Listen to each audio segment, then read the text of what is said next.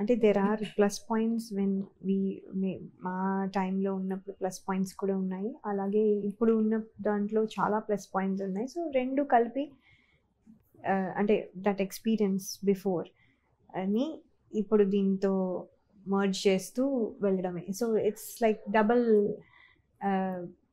అంటే డబుల్ కేర్ఫుల్గా ఉండడం అనమాట. బికాజ్ వీ నో అక్కడ ఏమేమి మిస్టేక్స్ చేసాము, సో అవి చేయకుండా ఉండడానికి ట్రై చేయడం. మళ్ళీ ఇక్కడ కొత్తగా నేర్చుకున్నప్పుడు ఈ సౌలభ్యం కూడా ఉందా అని ఒకటి అంటే కొన్ని మానిటర్స్ అవనివ్వండి, లేకపోతే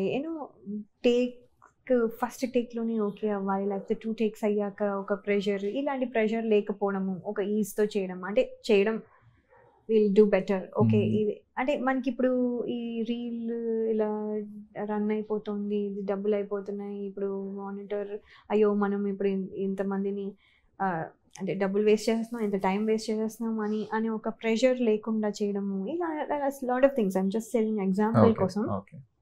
కానీ ఇలా లాట్ ఆఫ్ థింగ్స్ ఉండడం వల్ల రెండు కలిపి చక్కగా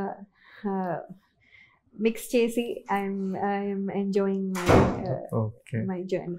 సో మీకు అంటే ఒక యాక్టర్గా కూడా మీకు ఆ ప్రెషర్ ఉండేదా, లేదు ఈ రీల్ అయిపోతుందేమో ఈ టెన్షన్స్ అనేవి అప్పుడు ఉండేదండి, ఎవరికైనా ఉంటుంది. బికాజ్ మోర్ దాన్ 2 takes అవ్వగానే ఒక రకంగా ఒక ప్రెషరే.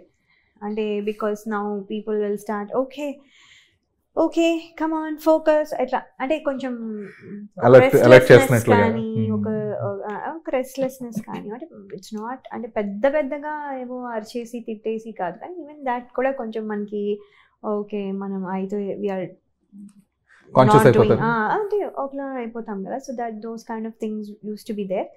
అది కాన్షియస్గా వాళ్ళేదో మనల్ని అనాలని కాదు, వాళ్ళు అంటే it happens because of pressure అయి ఉండొచ్చు, లేకపోతే lot of things. Even now it can happen, but ఇప్పుడు మరీ 1-2 takesకి అవు. That's all.